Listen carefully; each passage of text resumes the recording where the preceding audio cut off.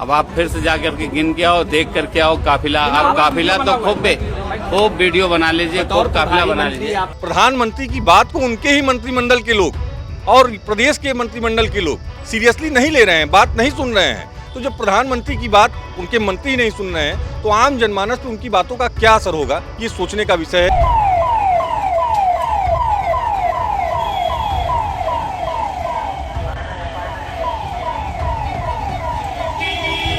सोचिए, जब मिर्जापुर का एक परिवार 9 लोग तबाह हो गए, जल कर मर गए, जिंदा जल कर मर गए, और उसके बाद जो वहां का प्रभारी मंत्री होकर केक काट रहा हो, तो मुझे नहीं लगता कि इससे बड़ी बेशर्मी की कोई बात हो सकती। खुद मुख्यमंत्री जी जब विपक्ष की राजनीति करते थे, जब विपक्ष में थे, तो उनका सबसे बड़ा मुद्दा यही था कि गाय माता को गौ माता का दर्जा दिया जाए। लेकिन आज 9 साल योगी जी मुख्यमंत्री बने हुए हो गया, फिर से दूसरा रिजिम उनका खत्म होने वाला है, प्रधान केंद्र में भी भाजपा की सरकार है, लेकिन तब ये गाय माता को भूल गए हैं। 4 PM न्यूज़ नेटवर्क में आप सभी का स्वागत है। मैं हूं क्षितिज कांत। मंत्री नंद गोपाल नंदी अपनी एक अलग पहचान रखते हैं भारतीय जनता पार्टी में। प्रधानमंत्री नरेंद्र मोदी का एक आह्वान था जिसमें कहा गया था कि गाड़ियों का कम प्रयोग करें ताकि का पेट्रोल और डीजल कम खर्चा हो। लेकिन नंद गोपाल नंदी इस सब से इतर हैं, एक अलग उनका माहौल है, दबदबा काफ़ी है। मिर्ज़ापुर पहुंचते हैं, काफ़िला लंबा होता है, चर्चा का विषय बन जाता है। उनका जो कार्यक्रम होता है, कार्यक्रम के दौरान पे एक पत्रकार उनसे सवाल भी पूछता है तो जवाब मिलता है कि गाड़ियों की वीडियो बना लीजिए। कोई फ़र्क नहीं पड़ता इन सब चीज़ों से। मिर्ज़ापुर से हमारे साथ सतीश मिश्रा जी हैं, मिर्ज़ापुर में समाजवादी पार्टी से, इनका भी एक अलग माहौल है। लेकिन काफ़िला लेकर नहीं चल रहे हैं आप, साइकिल लेकर चल रहे हैं। काफिले से मंत्री जी पहुंच रहे हैं, गाड़ी वाड़ी लेकर चलिए।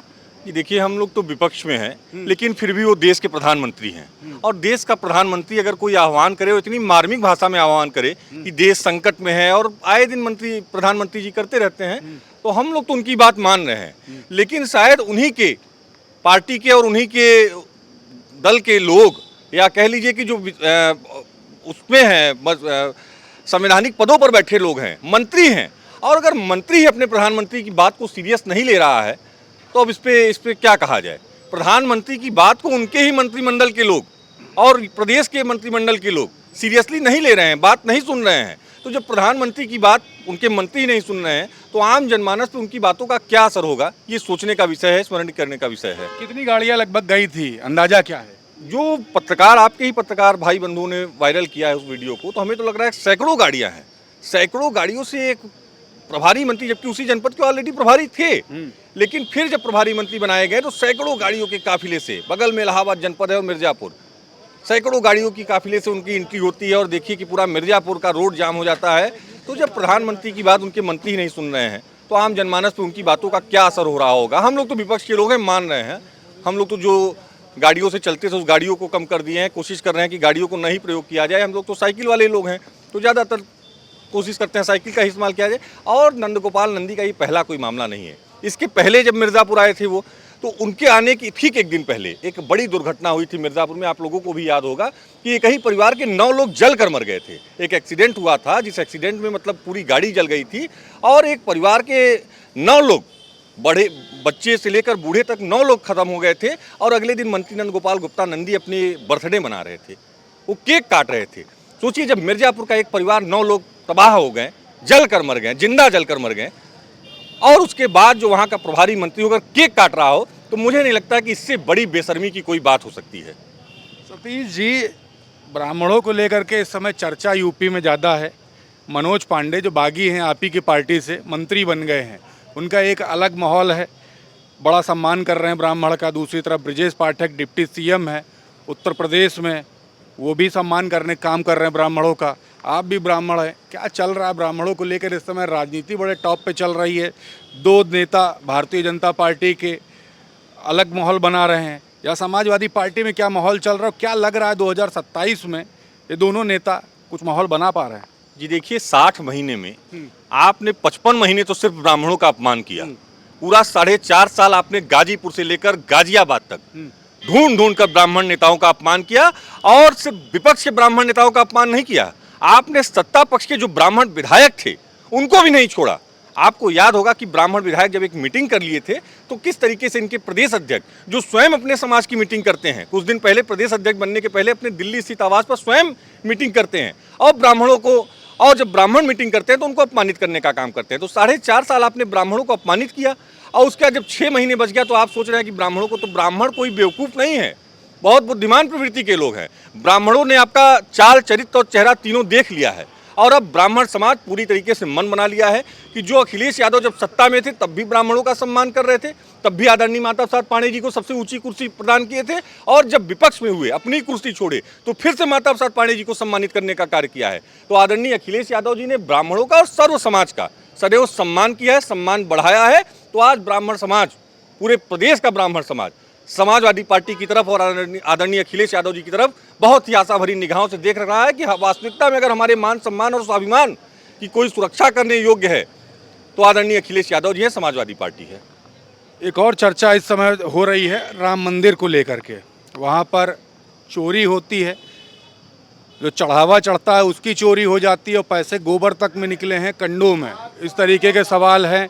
और साथ ही साथ ये बात हो रही है कि राम मंदिर जो कि राजनीतिक धुरी बना दी गई, जिस पे 2024 का लोकसभा पूरा चुनाव लड़ा गया, वहाँ पर इस तरीके का खेल हो गया और कानो कान किसी के जू तक नहीं रहेंगी। एसआईटी की टीम गठित कर दी गई है, जांच की बात हो रही है। कैसे देख रहे हैं इन सब खेलों को? अयोध्या की सीट तो समाजवादी पार्टी के हाथ में है, सांसद हैं अवधेश जी वहाँ से। ये देखिए, जब भी कोई बड़ा मामला होता है जी, तो इसी तरीके से दिखावे के लिए एसआईटी का गठन हो जाता है, तमाम जांच एजेंसियों को एक सौंप दिया जाता है, लेकिन उस धीरे धीरे उस चीज़ों को लोग भूल जाते हैं।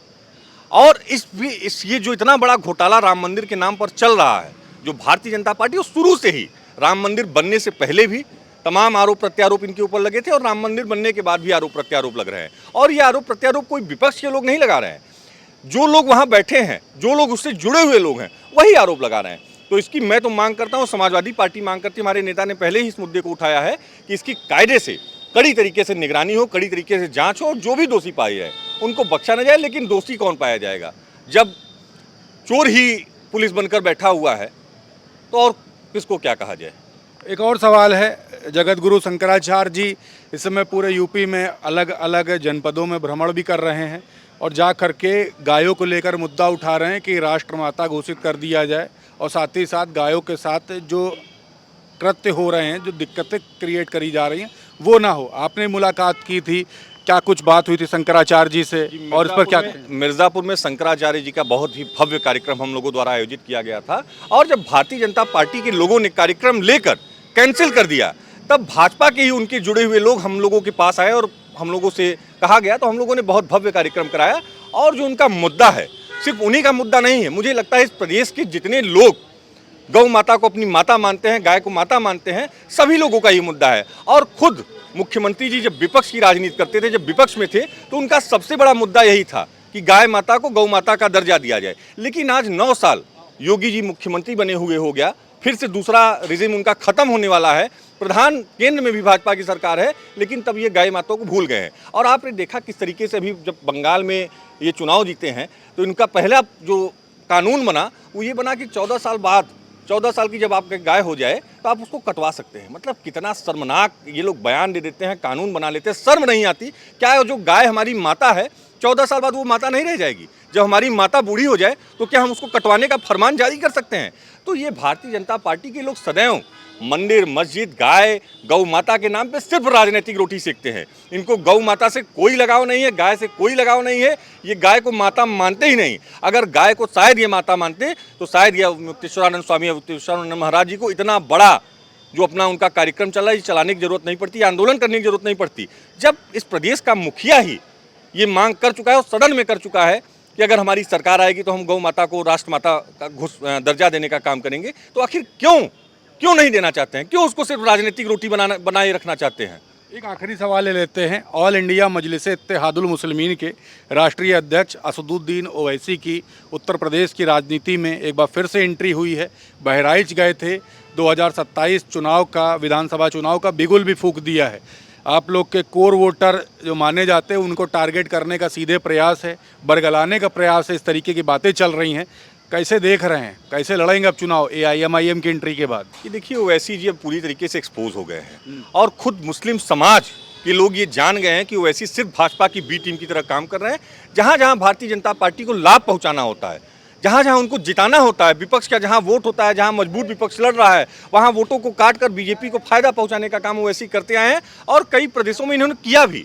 उसका प्रत्यक्ष उदाहरण बिहार से लेकर बंगाल से लेकर तमाम प्रदेशों में अगर आप देखेंगे तो ओवैसी ने सिर्फ भाजपा को लाभ पहुंचाने का कार्य किया है। तो उत्तर प्रदेश की जनता बहुत बौद्धिक रूप से मजबूत लोग हैं, तो जान चुके हैं ओवैसी के चाल चरित्र और चेहरे को जानते हैं और यहाँ ओवैसी की कोई दाल नहीं गलने वाली। 2027 पूर्ण रूप से आदरणीय अखिलेश यादव जी फिर से मुख्यमंत्री बनने जा रहे हैं और फिर से जो विकास की गंगा उत्तर प्रदेश में रुक गई थी वो विकास की गंगा का फिर से बहना शुरू होगा उत्तर प्रदेश में। बिल्कुल, बहुत बहुत धन्यवाद। तो सतीश मिश्रा जी थे हमारे साथ मिर्ज़ापुर से। मिर्ज़ापुर में नंदगोपाल नंदी की एंट्री होती है, काफिले काफ़ी तगड़े होते हैं, गाड़ियां बिल्कुल लैस होती है और आप देख रहे हैं प्रधानमंत्री नरेंद्र मोदी ने जो आह्वान किया था कि पेट्रोल का कम प्रयोग किया जाए, पूरे देश भर को आह्वान था।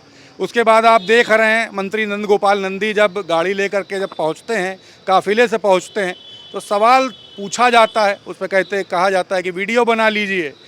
तो समझ रहे हैं प्रधानमंत्री नरेंद्र मोदी की बातों का किस तरीके से इम्प्लीमेंटेशन हो रहा है और साथ ही साथ उत्तर प्रदेश की राजनीति के तमाम सवाल थे जिस पर काफ़ी मुखरता से अपनी बात रखी है। रिपोर्ट पर आपकी क्या राय है कमेंट बॉक्स में लिखें और जुड़े रहे 4PM न्यूज़ नेटवर्क के साथ। मैं हूं क्षितिज कांत, कैमरा पर्सन शुभम के साथ 4PM न्यूज़ नेटवर्क के लिए। धन्यवाद।